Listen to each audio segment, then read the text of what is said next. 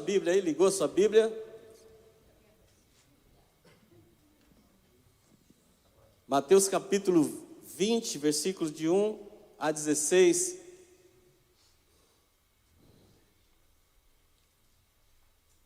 Obrigado a todos vocês que estão nos visitando. Deus já possa estar abençoando a tua vida. Mateus capítulo 20, versículos de 1 a 16, é mais uma parábola de Jesus. E eu queria que a gente falasse hoje sobre o que eu chamei de a teologia do merecimento. Você vai entender conforme nós vamos caminhando. Diz a palavra do Senhor: porque o reino dos céus é semelhante a um dono de casa que saiu de madrugada para assalariar trabalhadores para sua vinha. E tendo ajustado com os trabalhadores a um denário por dia, mandou-os para a vinha. Saindo pela terceira hora, viu na praça outros que estavam desocupados, e disse-lhe: ide vós também para a vinha, e vos darei o que for justo. Eles foram. Tendo saído outra vez, perto da hora sexta e da nona, procedeu da mesma forma. E saindo por volta de uma hora undécima, encontrou outros que estavam desocupados, e perguntou-lhes: por que estivesse aqui desocupado o dia todo? Responderam-lhe: porque ninguém nos contratou. Então ele disse: ide também vós para a vinha. Ao cair da tarde, disse o senhor da vinha ao seu administrador: chama os trabalhadores e paga-lhes o salário, começando pelos últimos, indo até os primeiros. Vindo os da hora undécima, recebeu cada um denário. E ao chegarem os primeiros, pensaram que receberiam mais, porém também esses receberam um denário cada um. Mas tendo recebido, murmuravam: os igualastes a nós, que suportamos a fadiga e o calor do dia. Mas o proprietário respondeu, disse a um deles: amigo, não te faço injustiça. Não combinasse comigo um denário? Toma o que é teu e vai-te, pois quero dar ao último tanto quanto a ti. Porventura não é-me lícito fazer o que quero do que é meu? Ou são são maus os teus olhos porque eu sou bom? Assim encerra Jesus dizendo: os últimos serão primeiros, e os primeiros serão últimos, porque muitos são chamados, mas poucos são. Amém? Quando nós buscamos entender as parábolas de Jesus, eu falei para você da outra vez que nós precisamos entender algumas coisas. Primeiro, que é um ensino por meio de breves comparações. Jesus usa a parábola com comparação para ensinar alguma coisa. Em geral, a parábola tem uma ideia, um ponto central. Rapidamente, quando você lê, você consegue entender um ponto central. É clara, mas também tem profundidade e sentido. E também Jesus disse na outra parábola que é necessário ter discernimento espiritual para que você consiga enxergar com profundidade o que aquela parábola está dizendo. Ou seja, você não simplesmente entendendo o que a parábola está falando, você pegou e entendeu o profundo significado dela. É necessário que tenhamos discernimento espiritual para que a gente entenda as parábolas. E eu contei para você a história do vizinho, você se lembra? Que tinha um outro fazendeiro, que tudo que acontecia, o fazendeiro, o vizinho falava: que má sorte, que boa sorte. Ele falava: o que nós sabemos? Então, nesse capítulo, é importante notar que essa parábola ela não está simplesmente isolada. Essa parábola ela já vem sendo preparada por Jesus. No capítulo anterior, no capítulo 19, você vai encontrar o diálogo de Jesus com aquele jovem rico, que pergunta para Jesus: o que eu preciso fazer para herdar o reino dos céus? Jesus falou: você conhece os mandamentos? Ele replicou: eu sou o cara 10, Jesus, eu cumpro tudo isso.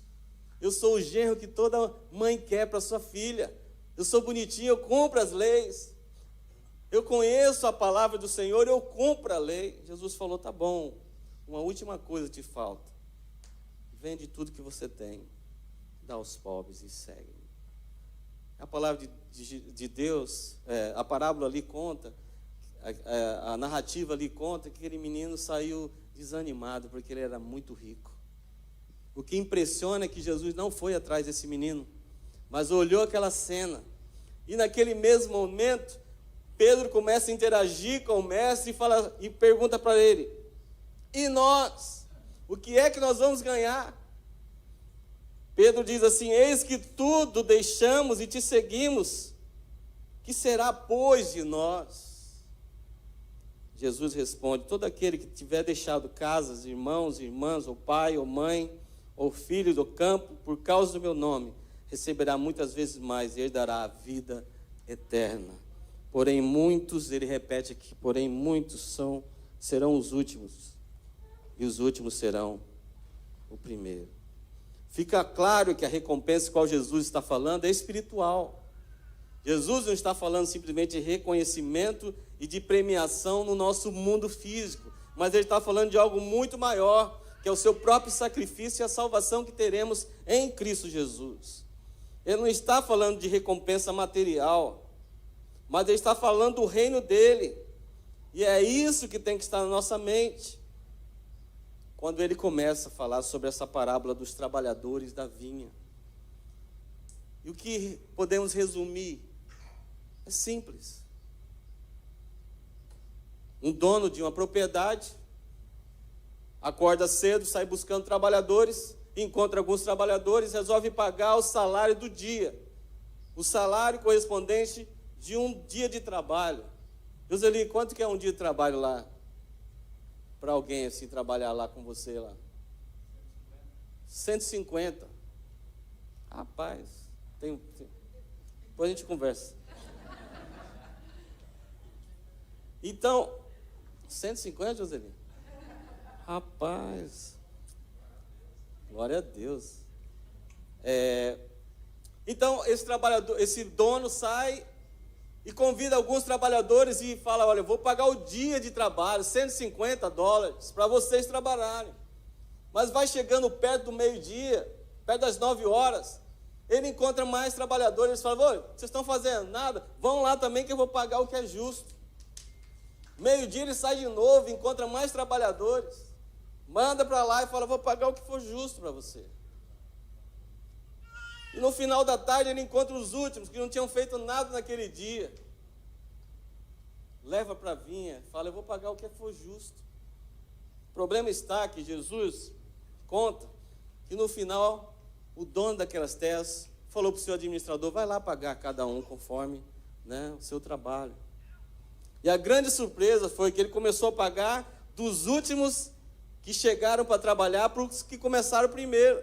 Quando começou a pagar o último, 150, trabalhou no final da tarde, ganhou 150, o primeiro já pensou, nossa, esse cara é tão bom que quando eu chegar ele vai no mínimo me pagar o dobro. E ele foi pagando o mesmo valor. Quando chegou no último, que recebeu 150, ele começou a murmurar no coração dele.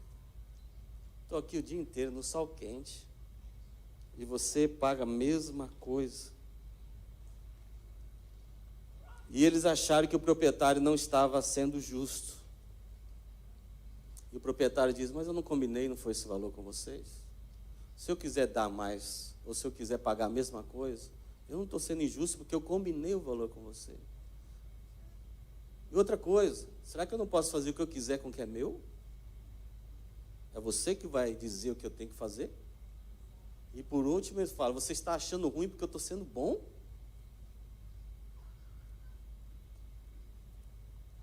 Mas fica claro que esse ensino não desce bem para nós.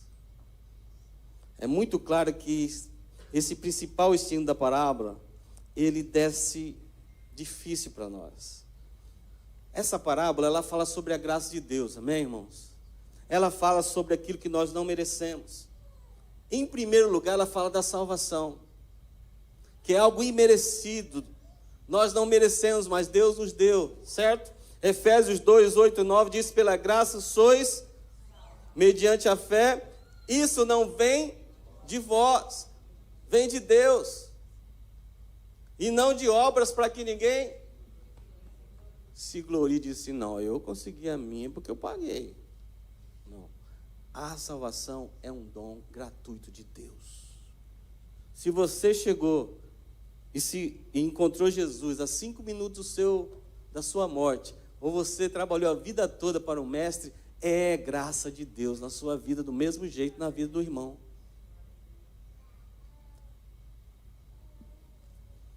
Mas, de maneira secundária, essa parábola aponta para uma mudança de reino e de valores. Morre aqui a meritocracia e nasce o domínio da graça de Deus. Pois se a graça de Deus nos salvou, ela também está em efeito em nossa vida e através de nós.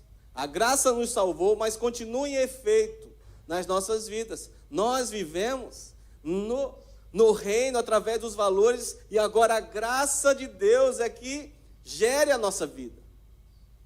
Não é meritocracia. Porque quem mereceria salvação? Segundo Paulo, ninguém.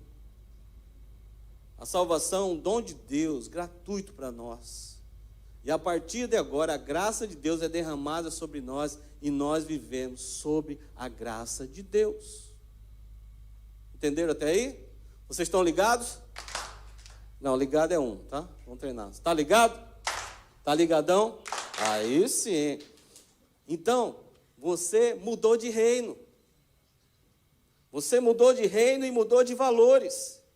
Agora, comprado pelo sangue do Cordeiro, a graça de Deus está sobre você e você vive pela graça de Deus. Mas por que eu estou falando isso para você? Porque Paulo lá no capítulo... Desculpa, agora eu chego lá. Mas por que eu estou dizendo para você? Porque nós teimamos em achar que nós vivemos em um sistema de meritocracia. E o perigo é quando nós lemos a palavra e entendemos que ainda vivemos com a base na meritocracia. É o que eu chamei aqui de teologia do merecimento. Ou seja, quando o meu relacionamento com Deus está baseado no merecimento. Por isso eu tenho que fazer algo para merecer tamanha graça na minha vida. Preciso fazer votos, preciso jejuar, preciso comer ou não comer, não beber, porque assim eu terei direito de ser abençoado por Deus.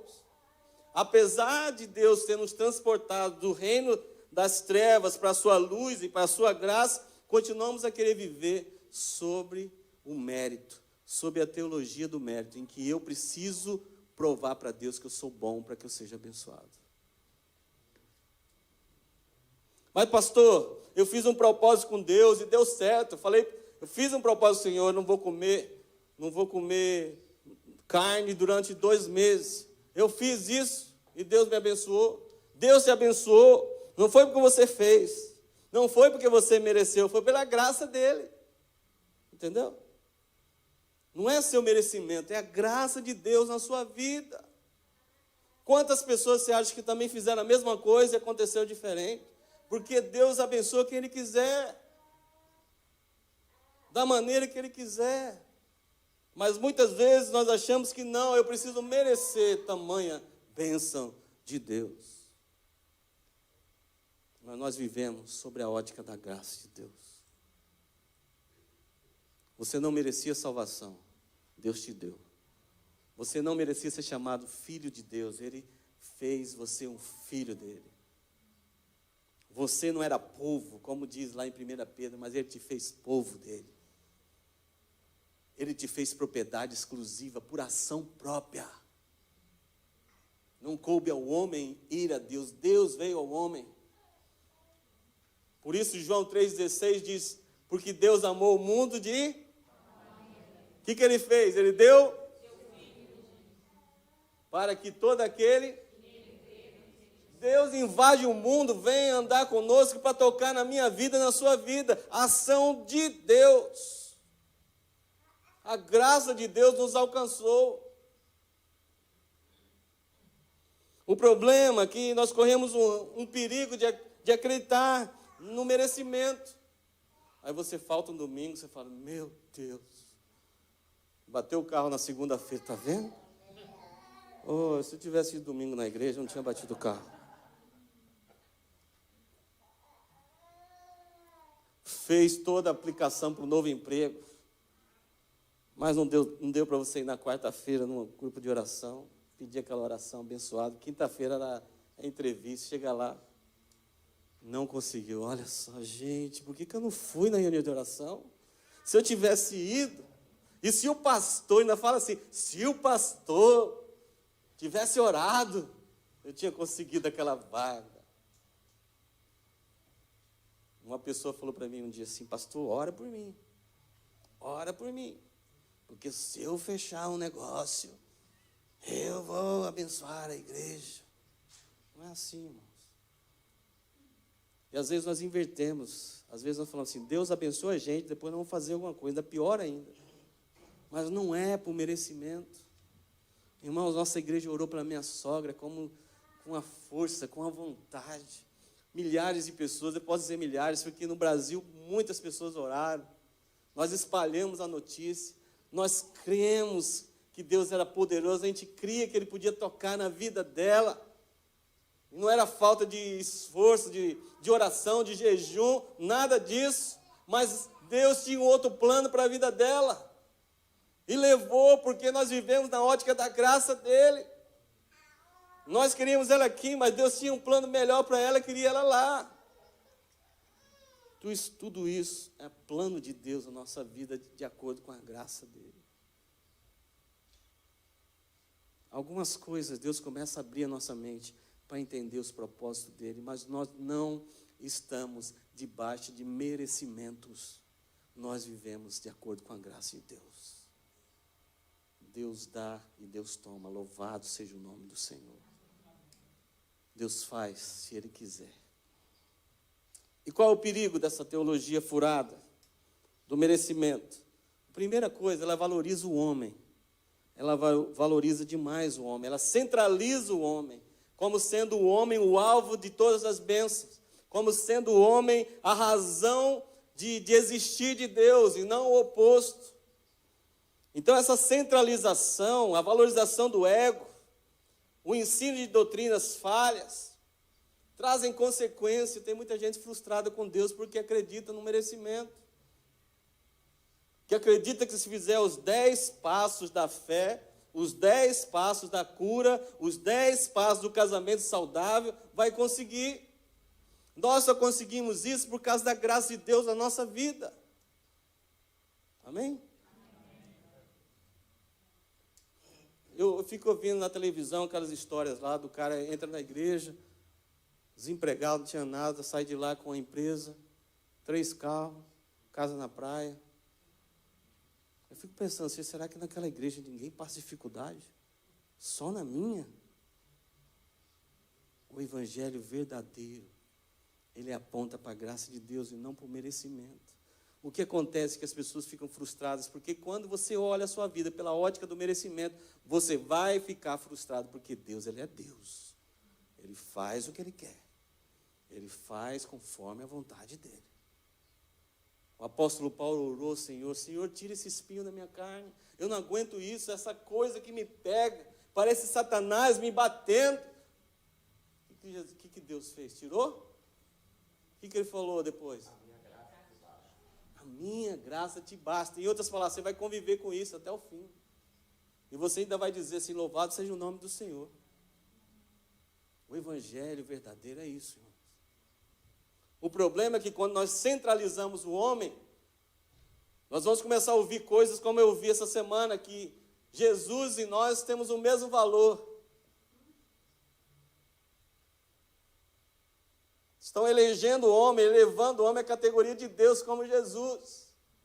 Isso não é verdade, porque Paulo em Romanos 3, ele vai dizer assim, não há um justo, nenhum sequer, não há quem entenda, não há quem busque a Deus, todos se extraviaram, e a uma fizeram inúteis, não há quem faça o bem, não há um sequer. Ele deixa claro que o homem, pela sua própria iniciativa, ele não consegue ir a Deus. Somente temos paz com Deus por meio da obra da cruz, obra feita somente por Deus, sem ajuda humana. Ele continua no capítulo 5 dizendo: justificados, pois, mediante a fé, temos paz com Deus. Por meio de nosso Senhor Jesus Cristo, por intermédio de quem obtivemos igualmente acesso pela fé a esta graça que estamos firmes. Nós obtivemos a fé pela graça de Deus. E aí nós temos paz com Deus. Amém? Se não é uma iniciativa de Deus na sua vida, você estava perdido. Você estava fuleiro, né, Simão? É Deus que faz a obra dele na nossa vida. É Deus que faz uma obra. Então, quando você coloca o homem no centro e coloca Deus para girar em torno do homem, isso é perigoso, frustrante. Porque uma vez pode dar certo a sua metodologia de adoração, mas da outra vez não vai dar, porque Deus é Deus, Ele faz a vontade dEle. O segundo ponto. Nessa teologia, muitas vezes nós nos tornamos invejosos. Olha só, capítulo 11. Mas tendo recebido, murmuravam contra o dono da casa, dizendo: esses últimos trabalhavam apenas 1 hora, contudo igualastes a nós que suportamos a fadiga do dia. Esse é o problema. Quando nós olhamos dentro do merecimento, nós podemos nos tornar invejosos. A gente fala assim: poxa, estou aqui na igreja faz anos orando por aquela bênção. A mesma bênção do Léo, hein? E o Léo acabou de entrar na igreja e Deus abençoou. Tem alguma coisa errada? Senhor, eu estou aqui há mais tempo. Eu merecia primeiro. Não, não é? Nossa, fulano de tal já está com green card, gente. Mas eu cheguei aqui primeiro. Meus filhos estão tudo na igreja, eu estou na igreja, todo mundo está na igreja. Rapaz, esse cara quase não vai na igreja, está com green card. Eu merecia primeiro. Porque eu estou vivendo na ótica do merecimento. E quando eu murmuro, eu estou dizendo para Deus: Deus, o Senhor é falho, que o Senhor não cuida de mim como deveria cuidar. O Senhor tem sido injusto para comigo. Se você vir cuidar de mim melhor. Isso é perigoso.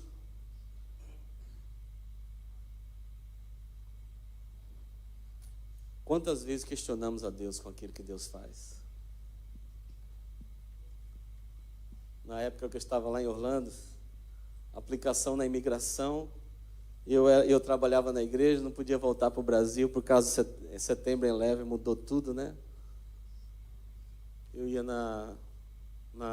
levar o pessoal no aeroporto. O pastor colocava eu para levar o pessoal no aeroporto. Quantas vezes eu cheguei naquele aeroporto e falei assim: podia ser eu, né? Podia ser eu que estivesse entrando nesse avião, indo lá visitar meus pais. Podia ser eu. Eu queria ter essa liberdade. Quantas vezes eu questionei a maneira que Deus estava gerenciando a minha vida. Quantas vezes eu questionei como Deus estava guiando a minha vida. E olhava para a vida de outra pessoa e falava assim: aquela que é a vida de alguém que ama a Deus. Aquela que é a vida de alguém abençoado. E muitas vezes nós olhamos para as pessoas aí fora, até que vivem um falso evangelho, olhamos para elas e falamos assim: como eu queria ter aquela vida. Como que eu queria ser aquela pessoa. Mas nós precisamos nos render à graça de Deus e à sua vontade. Deus sabe porque me demorou 8 anos praticamente para voltar ao Brasil. Deus me tratou, Deus me modificou, Deus me transformou, Deus me fez andar por desertos tremendos para me forjar e ser quem eu sou hoje. Hoje, olhando para trás, eu quero dizer glórias a Deus porque Ele fez a minha vida. Doeu. Foi bom? Não foi nada bom. Mas louvado seja o nome do Senhor. Ou você abre mão do merecimento e vive na graça de Deus, você está fadado a invejar o que Deus vai fazer. Porque Ele vai fazer. Porque Ele é o dono da vinha. Porque Ele é o dono de todas as coisas, Ele dá a quem Ele quer. Jesus, quando estava na cruz, elegeu o ladrão para estar com ele. Mas o ladrão disse, eu mereço estar aqui, porque eu não sou boa pessoa, eu fiz isso, fiz aquilo, eu matei gente, eu não sou uma boa pessoa, Jesus, mas hoje você vai estar comigo. Porque é pela minha graça, eu elejo quem eu quero, eu abençoo quem eu quero. É assim que eu e você devemos viver. Eu quero terminar te dizendo, irmãos, a palavra de Deus nos alerta, fala que o ressentimento mata o insensato e a inveja destrói o tolo. A palavra do Senhor lá em Provérbios 14:30 diz, o coração em paz dá vida ao corpo, mas a inveja apodrece os ossos. Em último lugar, nós precisamos entender o nosso lugar. Não é Deus que me adora, sou eu que adoro Ele. Não é Deus que é o meu servo, é eu que sou o servo dele. Ele já mostrou seu amor ao dar o seu filho por mim. E agora é minha vez de oferecer o que eu tenho a Ele. Entenda uma coisa, a bondade do Senhor não pode ser medida pelas expectativas do teu coração. Devemos entender o nosso lugar. Quando foi questionado pelo proprietário, o proprietário diz, eu não estou te pagando o que eu combinei, toma o que é teu e vai embora. É meu, eu dou, eu faço o que eu quiser. Entenda, não bote expectativas no teu coração erradas. Só o Senhor pode, a bondade do Senhor não pode ser medida por aquilo que está no teu coração.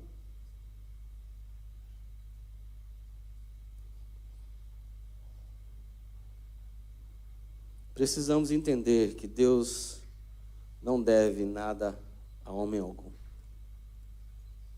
Irmãos, isso não quero desanimar você com relação a Deus, não.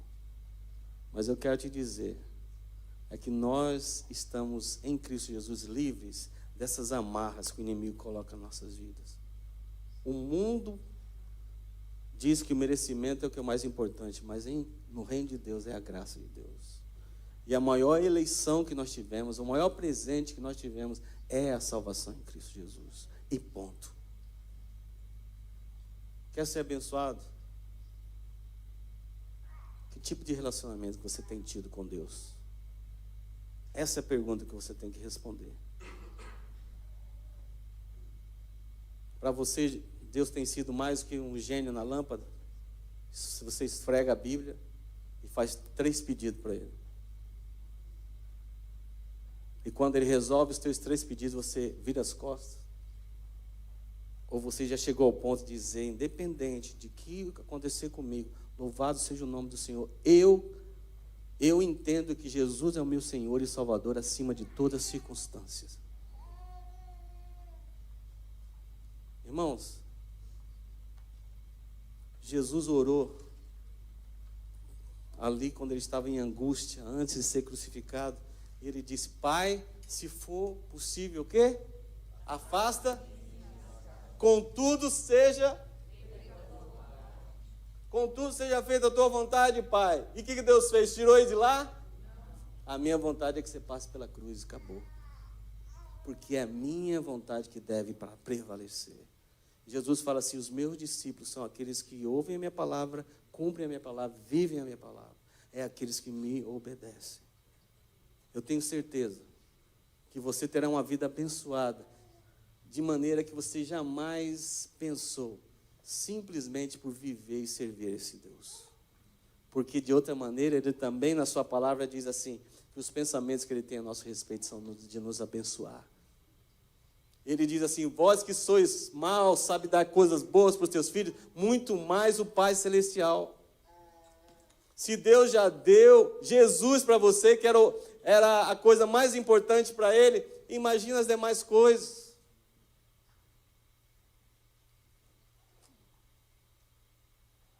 Mas nós precisamos abrir o olho, porque Jesus termina essa parábola dizendo, muitos são chamados e poucos escolhidos.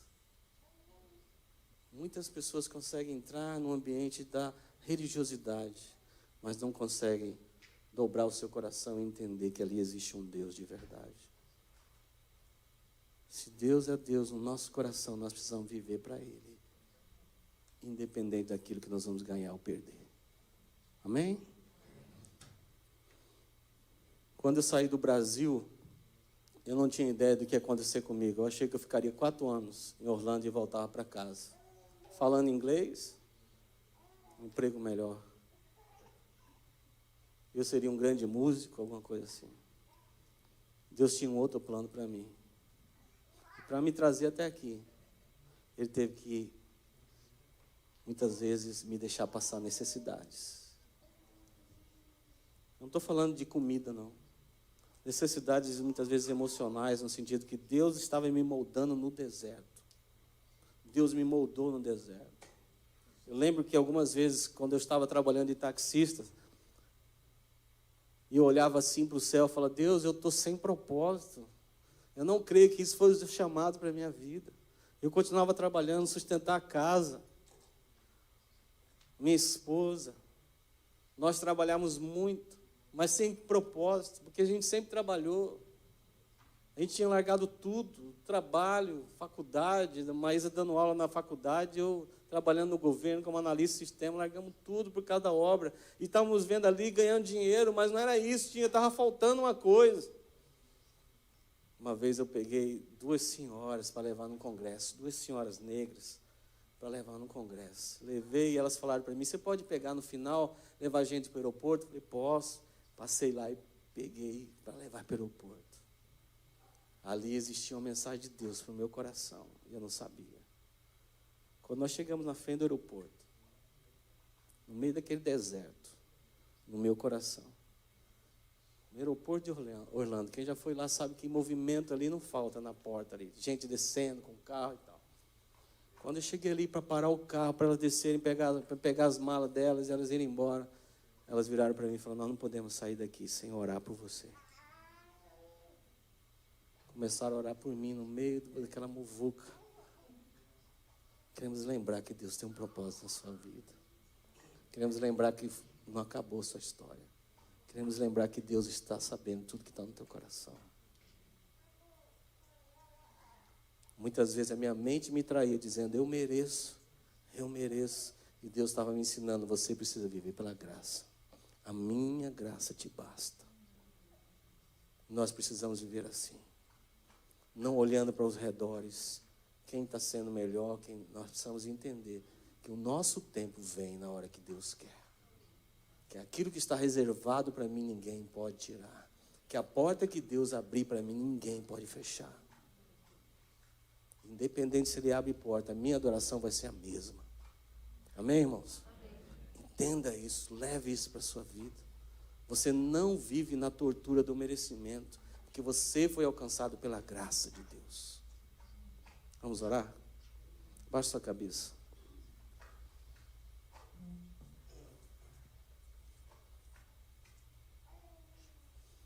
Talvez tenha uma área da sua vida que você está vivendo, achando assim, eu mereço. Talvez o seu princípio de vida é esse, eu preciso merecer para ter. Abre mão dele hoje. Deus, a minha vida está aqui na tua presença. Transforma a minha vida. O Senhor me transportou do império das trevas para a sua maravilhosa luz. Permita que eu viva na luz. Permita que eu desfrute da graça do Senhor. Tira todo o peso no meu coração. Fecha os meus olhos. Quando algo faça mal ao meu coração, me ajuda a ver a tua graça sendo revelada na minha vida. Senhor, eu vou ter aquilo que o Senhor quer que eu tenha. Senhor, eu vou desfrutar daquilo que o Senhor quer que eu desfrute. Senhor, eu vou viver o melhor da minha vida, porque o Senhor tem o melhor exatamente para a minha vida, para a minha maneira de pensar, de agir. Eu quero estar contente com o que eu tenho. Derrama contentamento. Jogamos fora toda a murmuração, toda a reclamação. Jogamos fora e abraçamos a graça do Senhor, o contentamento com aquilo que o Senhor tem nos dado. Espírito Santo, Senhor, fale aos corações dos meus irmãos, assim como o Senhor tem falado comigo. Olhamos para trás e descobrimos que nós não merecemos nada, e o Senhor tem levado a outros lugares das nossas vidas. Apesar de nós, o Senhor endireita as nossas veredas, nos faz andar por passos verdejantes, acompanha a gente, mesmo no vale da sombra da morte. E a tua palavra diz que bondade e misericórdia certamente me seguirão. Eu não preciso ficar preocupado com o que eu vou ter. A bondade do Senhor vai me seguir. Faz isso na vida dos meus irmãos. Faz isso na minha vida, que possamos todos depender exclusivamente do Senhor. Quero abençoar a sua vida. Que você possa desfrutar da graça do Senhor. No nome de Jesus. Amém, irmãos? Deus abençoe a sua vida.